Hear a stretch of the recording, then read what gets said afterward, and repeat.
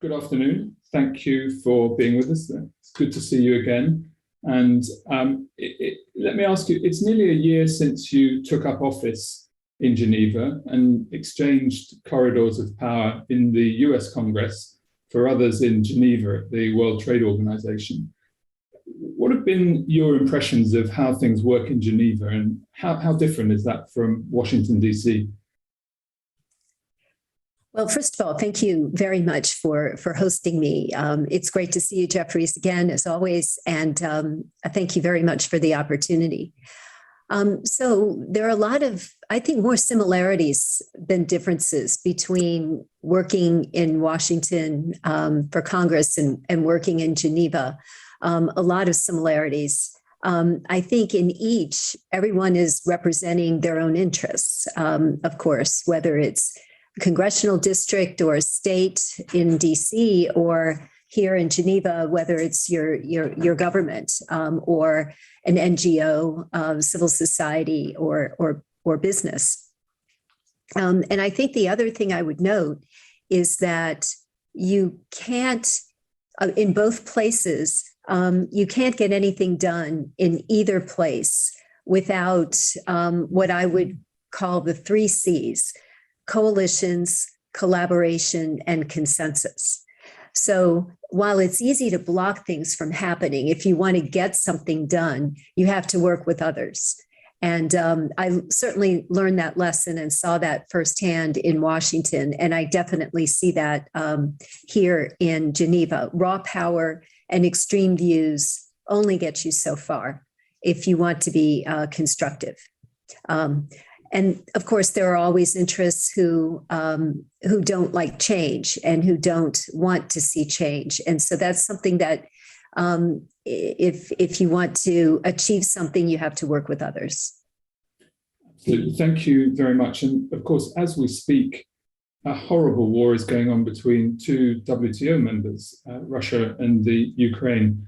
Our hopes, of course, are that human suffering can be brought to an end as soon as it possibly can be. But we know that war affects everything, including the global trading system and supply chains. Can I ask you, in relation to the ministerial coming up and ahead, what does this mean for planning for the ministerial? That's due to take place in June. Are preparations able to proceed against the agenda as planned and as envisaged? Well, first of all, I would agree with you that we are truly seeing a devastating impact in terms of loss of life, economic devastation, as well as, when it comes to trade, alarming food insecurity.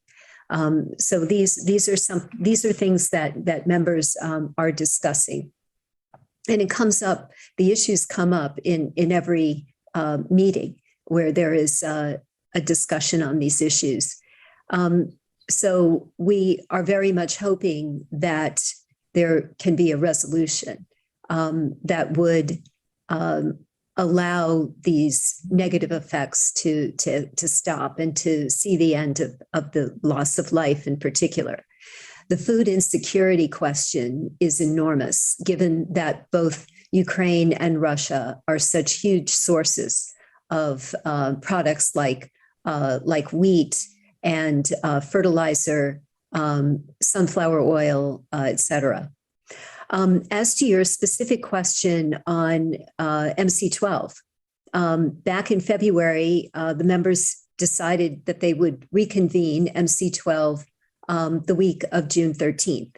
And so that remains our marching orders from our members until and if our members were to change that decision. So we're continuing to prepare for the ministerial. And in fact, we've made some remarkable progress in the area of TRIPS, or intellectual property, and the treatment of vaccines and patents. So even in the midst of all of this, I'm glad to say that there is still a lot of forward momentum in our work when it comes to trade. Thank you, and sorry for mixing up my questions a little bit there. Moving on, We know that the global economy has changed a lot since the WTO and the rule book, the WTO rule book, was constituted in 1992. We've seen, for example, a huge reorientation towards digital trade in goods and services. Can we expect to see progress soon with rules that can help strengthen the global digital economy? Well, yes, you're right that we've seen a dramatic increase in e-commerce over the last significant period of time, and it's even more pronounced during the pandemic, and it will continue to grow. We've seen some estimates that the value of global e-commerce transactions will exceed 7.5 trillion globally by 2026. That's a growth of 55% just since 2021. So yes, we are seeing this right here in the WTO negotiations on a plurilateral format concerning e-commerce. This is the so-called joint statement initiatives, the JSIs, or the coalitions of the willing. Now, on the one hand, while there's a lot of eagerness for moving forward on this, we have 86 members who are participating in these e-commerce negotiations. At the same time, we have some members, India and South Africa, who believe that all negotiations should take place on a multilateral basis, and they don't support plurilateral initiatives. So we do have that debate that's ongoing.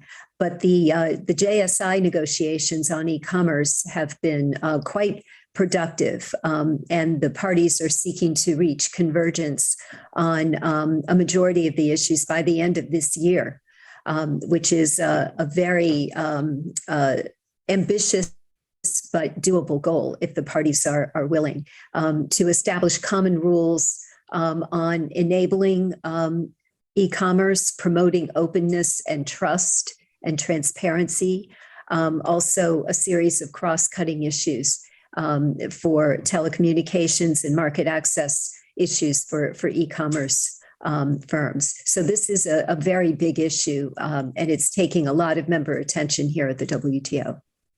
Thank you very much. And another area of change is that of climate and climate change, and in particular the interplay between trade and the environment.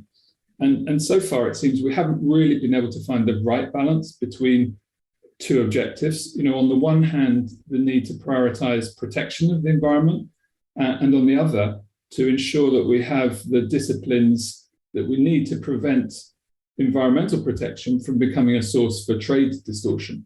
Mm-hmm. What can we expect in that area? When it comes to climate change, I think oftentimes people don't think of the WTO first because we're not the ones setting the rules on emission standards, for example. However, the WTO is really where a lot of these issues happen, and where the trade impacts have to be considered. So, for example, trade and environment are closely linked because WTO rules do govern issues like tariffs, as well as subsidies and regulatory measures. So the WTO really is a place where a lot of these discussions are happening. And in fact, we've launched 3 initiatives on the environment last December. So we have the trade and environmental sustainability structured discussions. We also have discussions on plastics, which have been quite active, as well as the fossil fuel subsidy reform forum. So these are 3 examples of how the WTO is engaged in environmental initiatives that are related to climate change. In addition to, and I would say one further point on that is that more than 80 members representing 85% of global trade participate in at least one of those 3 initiatives, and over half of them are developing countries. So I think that shows that there is a very broad base of support for these types of discussions and this awareness. But at the same time, we can do more.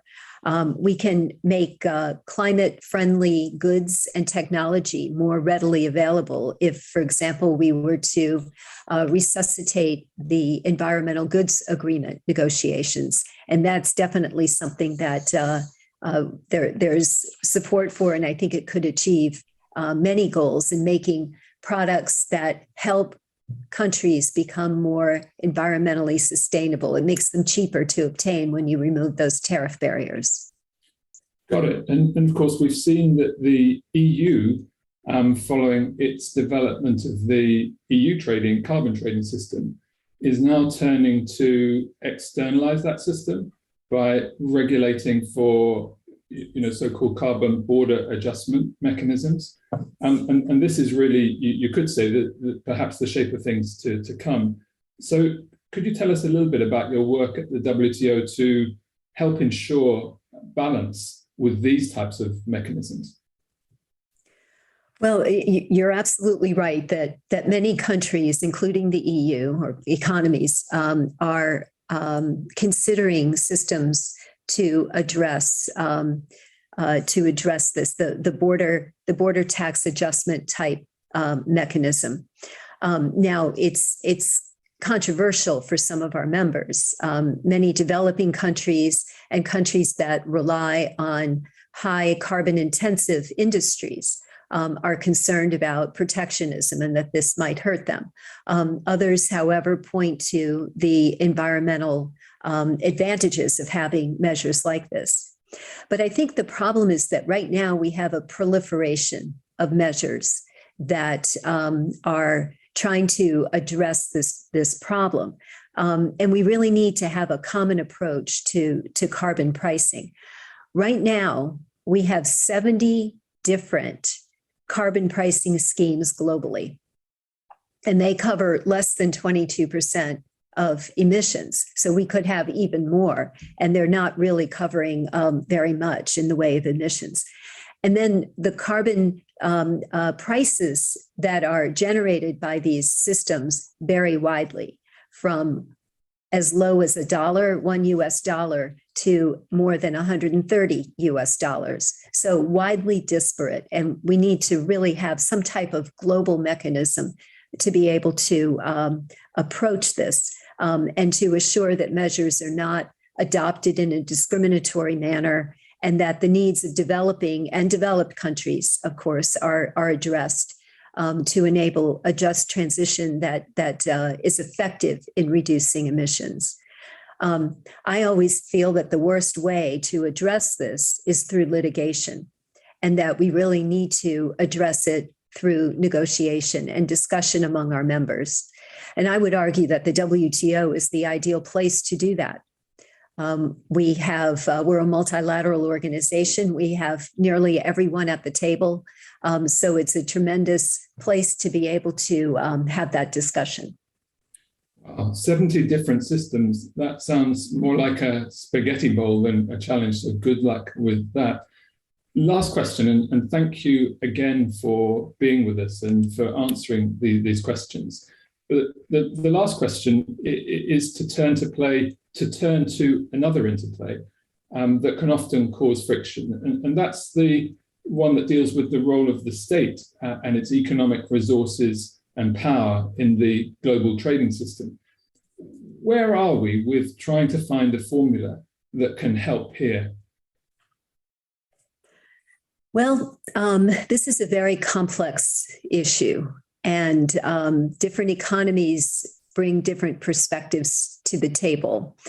And there's a tremendous amount of interest, I think, on the question of subsidies, because really that's what it boils down to when you're considering what the role is of governments when it comes to the economy and intervening in the commercial sphere or having an impact on the commercial sphere. So I would say that subsidies, due to their nature, are best addressed multilaterally. It's not something you can really address bilaterally, because the impact of subsidies has it's global in effect. And we also have the question of how do you define what a subsidy is?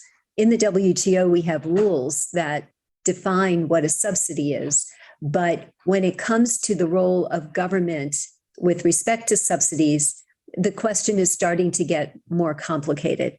Are we talking about industrial subsidies only, or agriculture as well, or other sectors even?